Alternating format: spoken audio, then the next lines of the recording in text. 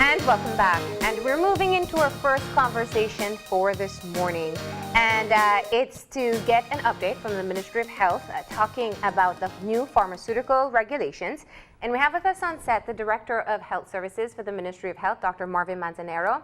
And we have Damini Contreras, who is a registered nurse and also works with the pharmaceutical unit. Good morning and welcome. Clarification. Yes. Clarification, Director of Drug Inspectorate. That's right. Cool. Yeah. So let's start off by talking about what has been the most recent issue. And that is that there's concern of medication that has not been allowed into the country. And I know this one issue takes us back to the beginning. So let's start there.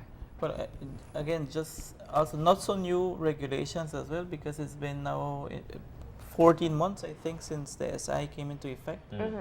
And there are regulations such as Antibiotic Act, which have been there for years now, but is perhaps not being or wasn't being enforced perhaps the way we want to enforce it now.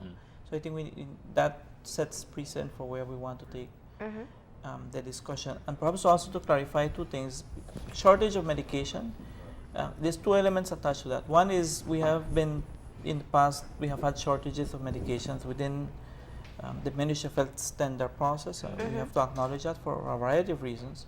Last year, it had to do mostly with people not meeting the GMP, CPP, COA. Which is what we're going to explain throughout the morning, which is tied to regulations. And this year, it's been primarily people not keeping their portion of the contract in saying, I'm going to deliver the 30th of May, and came 30th of June and they were not delivering. So we're trying to enforce the clauses in the contract that mandate suppliers for that. And the other shortage that we are being accused of is suppliers not having access to medications that they were previously importing into Belize, perhaps much more freely, for lack of a better word.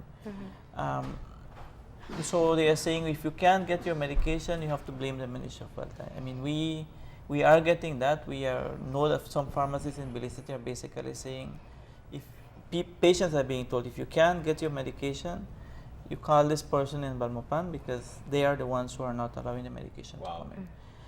It's gotten even to a point of, I think it's even kind of personal now, where people are pinpointing specific persons. But there's a reason why regulations were set into play, and that's trying to protect the overall health of people. You want to ensure that you have quality medications, that patients are getting what they are paying for.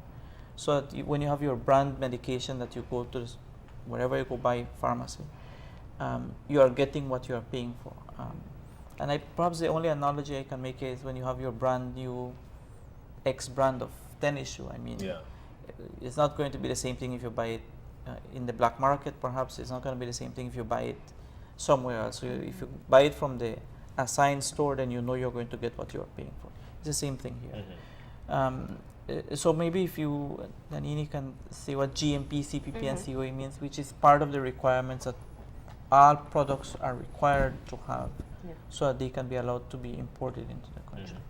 Okay, so on November 1st, 2017, the statutory instrument passed to be enforced.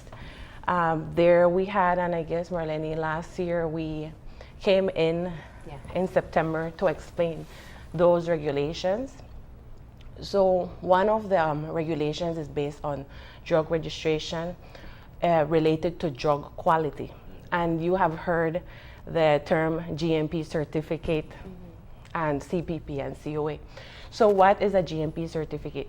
A GMP certificate is a certificate that is issued by a drug regulatory authority in the country where the pharmaceuticals are being manufactured. That means that the competent authority there in the country of origin does regular inspections of those laboratories that are manufacturing these pharmaceuticals, so that they ensure the quality, safety, and efficacy of these drugs. They evaluate different aspects of the laboratory, such as using the right air, the right water, personnel, using the right equipment. So those are the things that are being evaluated on a GMP inspection. And if the laboratory pass that inspection, they are certified with good manufacturing practices. So that is a GMP certificate. As complicated as it may sound, but it's very important for laboratories to be GMP certified. The thought of importance. One of the things, because this is well-rounded, not everybody is cognizant of the entire regulations and whatnot, and I think that's one of the reasons why you'll find backlash, and you'll find backlash as well from the public. Yes, it was spoken about right here on the show, but one of the places I think people should eventually try to gravitate to, of course, would be what are the hits right now, which of course is social media, because people don't understand the regulations. They tend to lash out. But the question here, though, in terms of where Belizeans get medication from, are there specific countries that we're allowed to get medications from? It really depends where the importer sources the pharmaceuticals. Mainly we're getting from the UK, we're getting some from the UK, we're getting from some Central America and from Latin America. So those are the ones that we're receiving most of these documents from for the pharmaceuticals to be imported into the country. And would this be on the advice of the ministry, or? No, it's really on the importer's side where they do business. As long as they meet requirements, I mean, if they are able to bring GMP, CPP, have their labels in English and Spanish, have a good expiry date. India and China are markets that have recently started to come into Belize. We have had products in the past from Pakistan, from Bangladesh, which, I mean, those are flagged elsewhere. I know some Caribbean countries have moved towards not accepting products from India and China. You are aware of the recent recall with Valsartan, which had Chinese Active ingredient. raw materials in the product, and it's been pulled off completely off the market. Just yesterday, we got the full note from WHO, was it, in terms of Ceylon laboratories in India. So even though people are bringing their GMPs, we still have to be on the lookout, because a GMP has a certain time frame. So it may be valid for a year, but within that year, that manufacturing company may lose that certificate, and we have had that happen in companies in El Salvador. So we also have to be cognizant of that, because some people are aware that they're going to lose that GMP certificate, and they try to find a market where they can dump, if you will, their products. So they'll look for smaller markets such as Belize. Or where they're not blocked. Yeah. So I know it's regulations is a difficult thing, because I think the key aspect we are trying to tackle at the Ministry of Health has to do with how we traditionally do things. I mean, that's one of the common things that people come and tell me is, listen, I have been doing this for 20 years. Why are you going to come and tell me that this is the way it's supposed to be done? And Belize is perhaps one of the last countries in mainland America to jump on stream in terms of that. But in the Caribbean, I think we are moving towards trying to ensure that the regulations are there, as I said, for protection for the public. And one of the key things when we had a meeting with PAHO representatives in country, PAHO experts in the region, said that the impression that they had from some of the people is that they don't want to be regulated. That's their perception. Of course, they are not going to place it in any document, but that's a perception that was there. I mean, you have people that are more than willing to comply. You have people who are saying, I'm paying $175, $250 for each GMP certificate, but we understand where we want to go, and we want to be part of that. So they're going to be ahead of everybody else who doesn't want to comply. Now, it's important to step back and look at where this conversation started, because it even trickled down to the certification of pharmacies, the visibility of their registration, the physical presence of a pharmacist in a pharmacy.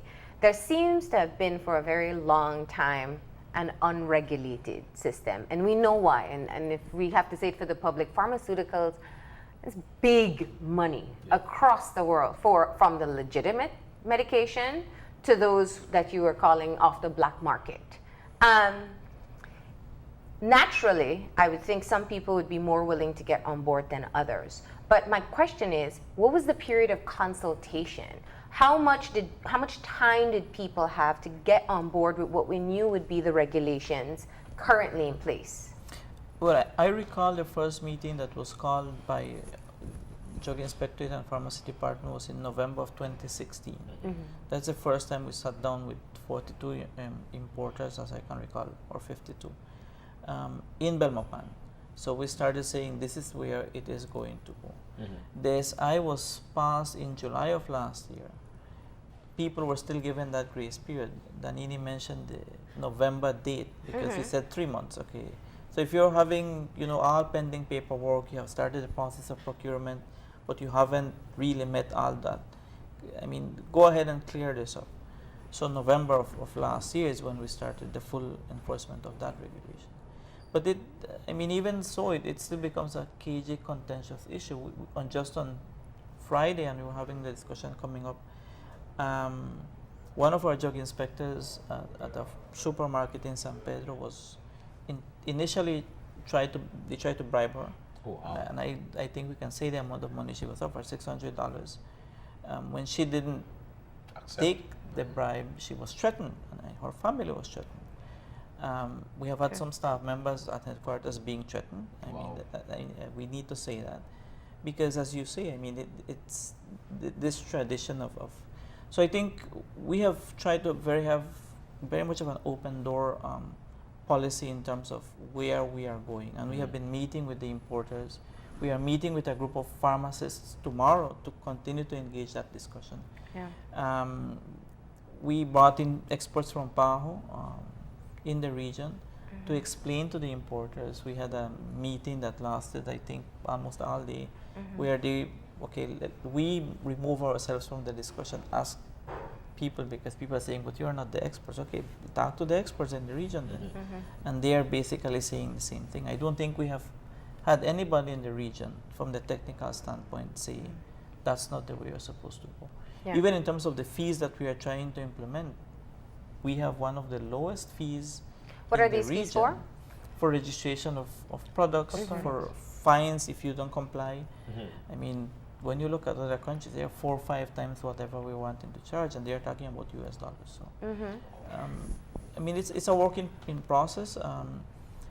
I think what makes it a little bit more difficult for us is the misinformation that happens, particularly on social media. People latch on just to anything and don't really bother to find out what's going on. Yeah. Well, my assumption would be that there would be 2 reasons behind that. One, when there's not an availability of a medication I'm accustomed to taking, I'll complain.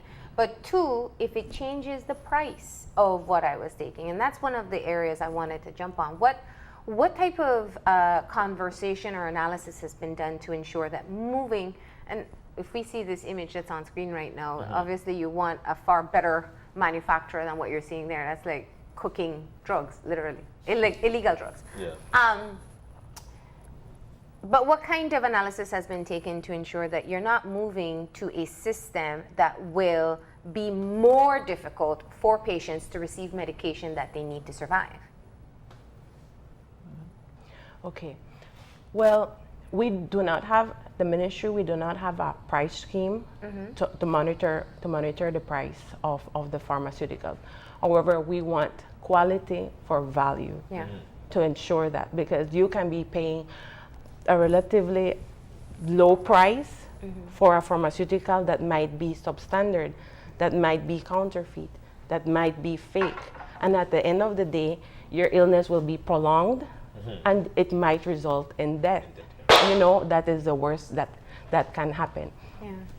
But I believe that if there is something of that sort, that at some point the ministry is alerted on the high price or a hike in price, then I think we would need to start monitoring the price of the products. Yeah, I think we had one of the photos also where we had this, the Abbott, and Abbott is not paying, sponsoring any of us here. A well-reputed lab. Yeah. But I have to use another trade name because there's a Lipitor, which is a trade name by Pfizer, and Pfizer doesn't sponsor anybody at the Ministry of Health. I've found a patient bring to me on a personal note saying, this is what I'm taking, Lipitor from Pfizer, $18 for 30 tablets, which just the price in itself is a tag, because you're saying, oh, but it's cheap. But then I am not so sure that that is in point of fact, that product. When the box was pink, traditionally boxes are blue. When you open the blister, it has no expiry date, it has no lot number, it has no batch number.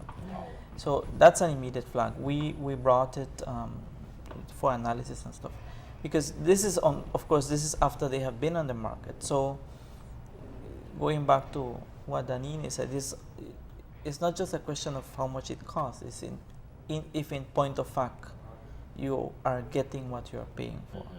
I mean, if you pay $100 for a Nike tennis shoe and somebody sells you one for $50, is it really the original? That's where we are getting.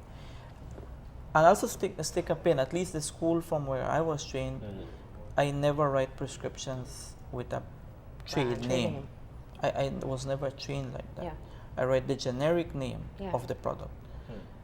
And then when you go, you buy. I mean, the pharmacist should be able to offer you all these options. Okay, you want the brand one.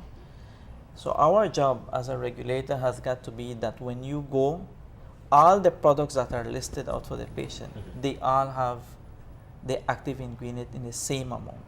Right? I mean, bigger countries like Mexico have the generic and they have the brand name.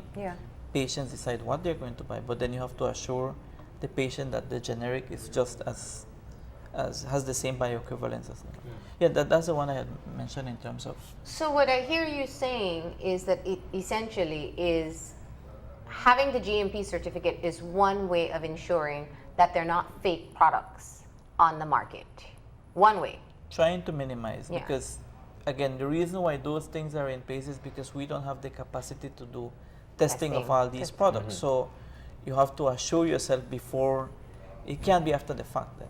I mean, and you know, the funny thing is, we were lashed severely, I would say, at least 2-3 years ago, maybe, because we didn't have things in place. You put the mechanisms in place, try to curtail that, and you are, again, it's damned if you do, damned if you don't. No, so it's the process of change, and it requires continuous education. I think if people consider the fact that they're taking fake medication, I'll give a great example. People who are whiskey drinkers know there's a fake product versus a real product, and usually they knew the effects the following day, whether it was fake or real. I'm sure that's an example people momentarily, understand. but down the road, those things are having health effects. And it's a difference between something being manufactured in a proper lab versus being cooked in a kitchen. But it goes beyond just having the GMP certificate. And one of the things I wanted to touch on, which I know the Belize Bureau of Standards is also working with other products, is looking at labeling, which seems to me like a common sense issue. We're English speaking, Spanish speaking. And now the regulations include that you must only have labeling that is in English or Spanish, or, right? That has been a challenge in compliance as well. Tell me about that. Well, English is this official language. We had initially only placed English. Again, but we are cognizant of the market and the area in which we live. We are a small market. We don't have companies in South America. You have 10 countries that may be producing. Brazil is a big producer, Argentina. You're not going to have these countries produce English labeled products just for a market such as Belize. So we decided to put it in Spanish. I mean, English and/or Spanish preferred as an option given the area in which we live. So again, that's consumer protection. I should be able, when I read my patient leaflet, I should be able to read it in English and/or Spanish. Now, if you find it in any other language, and Turkish is not the only one, we have had it in Pakistani, we have had some things in Chinese, we have had, I don't know if Bangladesh has. There's some that aren't even in the characters that we use in English. Then I can't read any of those. I can read English to Spanish, so that's part of the regulations. Now, if there is a reason why they were placed in there, I mean, if that product is those products are available with an English or Spanish label. So we have tried, I think, also to reach out to, I think, and I shouldn't be using trade names, but Novartis, Pfizer, Yeah. JSK. We have tried reaching out to them as well, saying, okay, I mean, what happens with markets such as, and I think they're coming on board and saying, listen, you should only be having English or Spanish labels. Yeah. I don't see why you should be having any other label. Because your patient needs to be able to read all the potential effects and precautions. But let me ask a question, because in Mexico, for example, if you go shopping, you know one thing, they will slap on a Spanish label on everything. Is there the option to put an English translation on medication that is not originally English or Spanish? We have discussed that. We have looked at Mexico is a perfect example, especially with even with medications. Yeah. But those, like Procter and Gamble as well, who markets a lot of things, brought from the US, Canada, which might be in French, to the Mexican market. But it is really Procter and Gamble Mexico that is doing that label. It's not the importer. So when you look at that label, you can't even peel it out because it's by their own company with their local persons in Mexico doing that.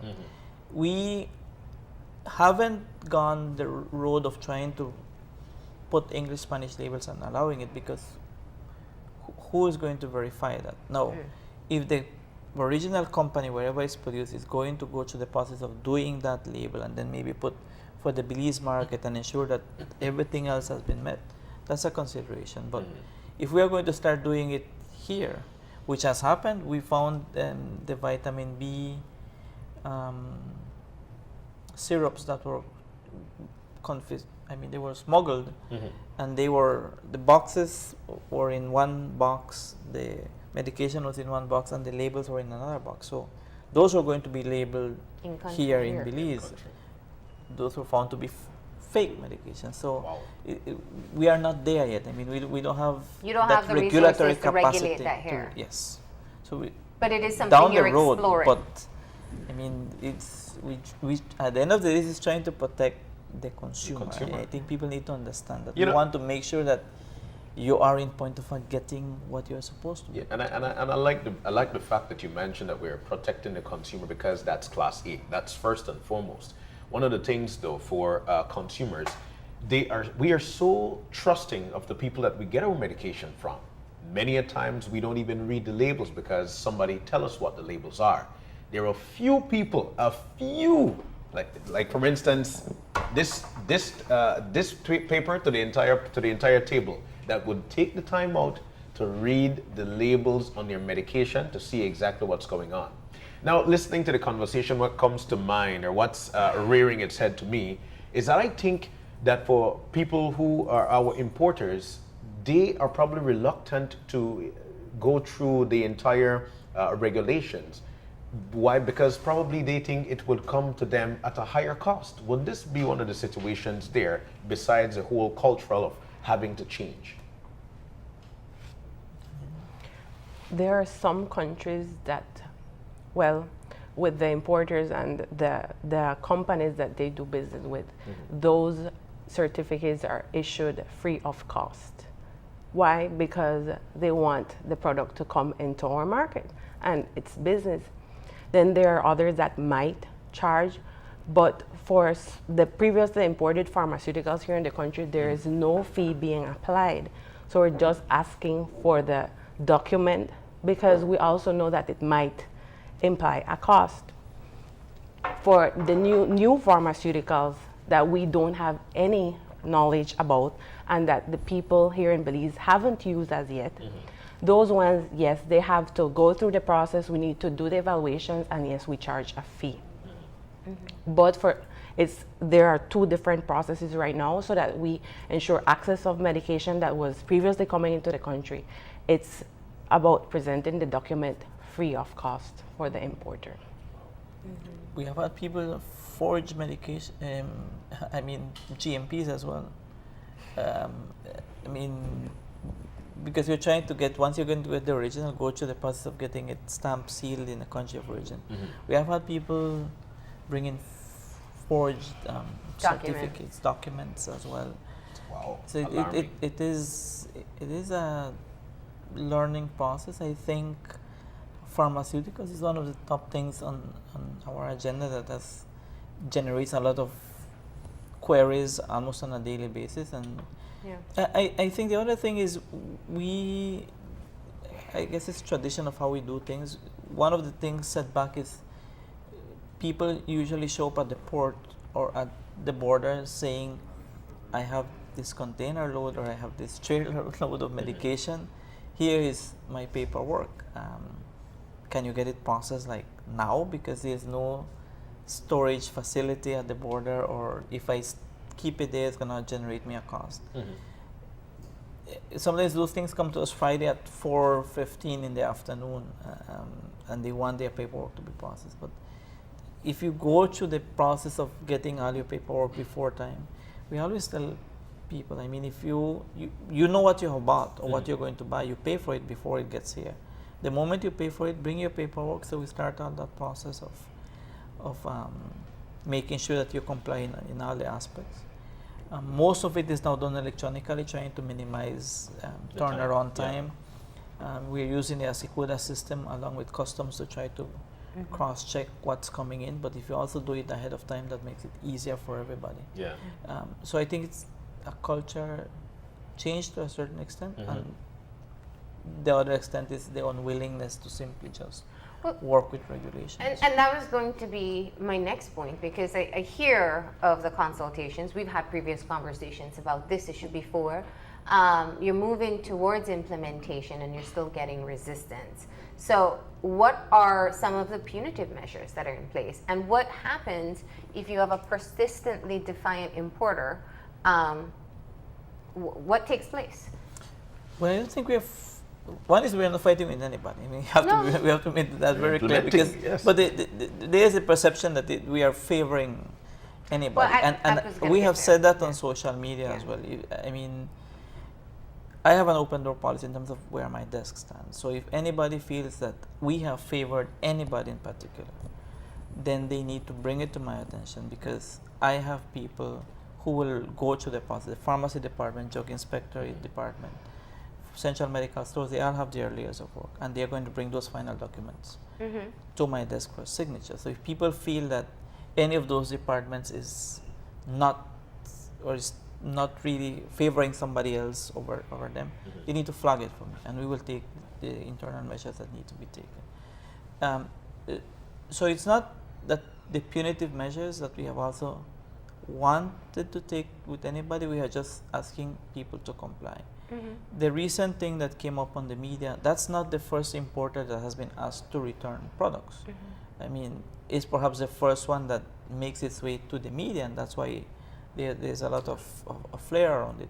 But we have had importers last year who were asked to return the product. They couldn't return it, so they sold it, I think, to Guatemala. We have not said that we are going to seize the medication, because people are saying, oh, you want to seize it and place it in the public system. No, I mean, if we can't validate what's in there, why are we going to give it in the public health system? It doesn't work like that. We are just simply not allowing it to be imported because of not meeting all the requirements. So nothing punitive. I mean, we're just giving them, okay, you take it, send it back, do something else with it, but it can't come into Belize. So I don't think it's punitive against anybody. It's as long as you comply, you can come in. And we have, I think, practically sat down with just about everybody to try to negotiate. When there's a little gray area, I think we have sided with the importers, even if they say, okay, my GMP expired, for example. Okay, promise me that you're going to get it to me within 6 weeks, and then 6 weeks turns into 12 weeks. But, you know, so some people are more than willing to comply. I mean, some people have stopped importing a good amount of products because they want to make sure that they are in compliance with everything. But they are thinking that 6, 8, 12 months from now, they're going to have everything set so that they are one of the primary importers, I guess. So we don't have any favorites. I don't know any of the importers. I mean, I don't actually. I don't have Is there contact with them. perhaps some It's- kind of mechanism that needs to be put in place for transparency so importers won't feel that anything is being done? We live in a country where whether or not there's political favor, there's always an expectation that it's happening. That's right. And not just politically motivated, but personally maybe it's Dr. Marvin's friend, you know, or cousin, perception. or and so even if it isn't taking place, there's always an assumption that it is. Is there a transparent system that can be developed or is being developed where everyone feels that they are going at this in the same way, rather than giving anyone an unfair advantage? I don't know that anybody has come to my desk with a specific thing about a specific entity. Almost everything that has come in terms of favoritisms has been on social media. Indirectly, because they might say Damini, they might say pharmacy department, they might say the minister is favoring a specific entity. But they have never, I think people need to understand what the process is. It is ultimately the office that I head that signs off on those documents. I don't, and I can say it publicly, I have never been asked to favor anybody. I think all the technical advisors that work with me, regional managers, know that I keep saying that I don't have any friends in the desk that I hold, and I don't have any enemies either, because I don't know anybody, and I don't meet with anybody outside of that office space. Because it happens, people want to, just like we have been threatened, and I'm saying that publicly as well, people want to also try to see if they can catch you outside of the office, either in a positive or a negative light. No meetings happen with anybody outside of the Belmopan office. And that, I think all importers have access. I think I've met with anybody who has requested a meeting. And if anybody has anything that they feel favors anybody, they need to be able to say it. And we will take action. I mean, there's nothing personal in here. I have never been asked to favor any particular company, not from my supervisors. And everything goes through the process. Even the tender process that we went to, I have approached Minister, the CEO, and the tender committee, which is now spearheaded by my desk, because our aim is to publish what was given, all the different companies, the amounts they were given, and the products. We are not so sure what the process is in terms of, because there's a process, how you channel that, how you expose that. But it's a public document. The process is a public one. We have all those files. For the last 2 years, we have tried to open it even more. We have nothing to hide. I mean, really, we don't have anything to hide. What it sounds like is that with the rollout of the new regulations is that we're still trying to normalize with the importers and the medication in country. Even the shortage that exists, it seems that there's a shift in getting people to deliver on time what was promised. So what do you have set up as, it cannot be a situation that continues indefinitely, that you're still struggling with importers in what they're bringing in and also with delivering on time for those medications that you do tender. What is your timeline to really get this process working like a well-oiled machine? Contracts change because you realize that in the contract, perhaps from last year, you didn't put a clause that puts the onus where the onus needs to be. This year we modified the contract. Now we'll have to go and make additions to the contract when it comes about next year. Because you see, for us, let's say product A was due to be delivered 30th of May. But then the clause in the contract would say, if you don't have it by May 30th, you can go to your second option. Whoever is your second option, importer B. But then importer B doesn't have it in country, right? So it's going to take him 4 to 6 weeks to get the product into country. So it's going to arrive at the same time as your importer A, who is delayed 4 or 6 weeks. So it has a cost. So we are thinking perhaps we're going to put a monetary value to the contract. If you don't deliver in time, this amount of money is that, because eventually who pays is the system or the patient. I mean, somebody pays for people not delivering it on time, medications not being available, medications expiring, those kinds of things. So it's a learning process. We had, I think, given ourselves an internal 3 years to get this thing going. The establishment of SOPs that weren't necessarily there as well, to place responsibilities where they are, because we can't shy away from our responsibility. Yeah. Internally, each department is responsible for certain things. My desk is responsible for certain things. It's placing responsibility. We are not going to shy away from that. Now, while I hear what you're saying in terms of being able to fulfill your mandate from the Ministry of Health perspective, what do you say to the consumers? Because you are right, there is a trickle-down effect, and while it may be the mechanisms or the system in the Ministry of Health that's affected, the patients suffer because they don't have access to a medication perhaps that they're accustomed to taking or need to take. What do you say to the public? I think the options are there.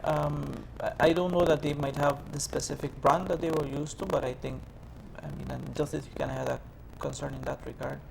Also, if it's a product that only 2 or 3 patients use in the country, that it's not readily used. And I think we had a patient with multiple sclerosis that used a specific medication from a specific entity, a specific country. Then the provision in the statutory instrument allows for us to give you a permit for a sole importation from wherever you can get it. That's an orphan drug clause, and that has been given. We work with that. I think for the consumer, it has to be whenever they have a concern, they need to flag it with the relevant persons. Placing it on social media doesn't necessarily take us anywhere, because you might be capitalizing on wrong information. That just trying to defend that is wastes energy for us that we can concentrate on other things. I think that's where we want to be. I think we have also tried to be on social media in a proactive approach. We don't concentrate on the negative aspects. We are aware of where we are in that regard. It's trying to concentrate on the positives and taking it there. It's an education process as well. Patients need to be educated on a continuous basis. But it's also a collective effort. It's not just the Ministry of Health, the private sector, private doctors, private entities, they all have a role to play. Beyond the business, financial aspect, I think for us it's understanding that it's the health of the people of Belize. That's our business. That is our business. And Damini, is there a hotline or a way that people can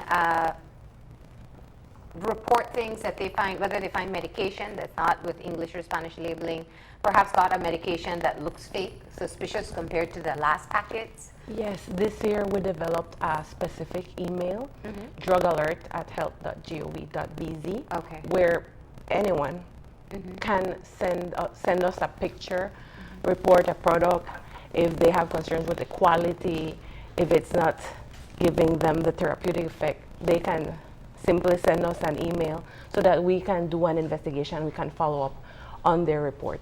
So far, yes, we have received several reports, and thanks to those reports, we have been able to do investigations and address the situations. So what's your advice to patients? How can we be smarter consumers in the medication that we purchase? If you notice the one with the mineral, there are different ways to identify the substandard and falsified products. That is one of the reasons as well with the labels and with the language, because when we do field activities as inspectors, we have certain strategies to identify these types of products. But if we don't understand the language that the label is in, we can't really identify. The one with the mineral, it has different label designs. It has also wasn't placed there spelling mistakes, right? And those both products are in Spanish, so the inspectors really have to have an eye to capture all these differences. If patients have concerns, I think the best thing, as Dr. Manzanero said, is to come to the ministry so that we are able to address the issue. Okay. All right. Well, thank you very much for coming in and discussing these particular changes and the challenges we've been hearing. Thank you for the invitation. All right. We're going to go ahead and take a break. When we come back, the focus then will be on road safety in Belize. So stay tuned.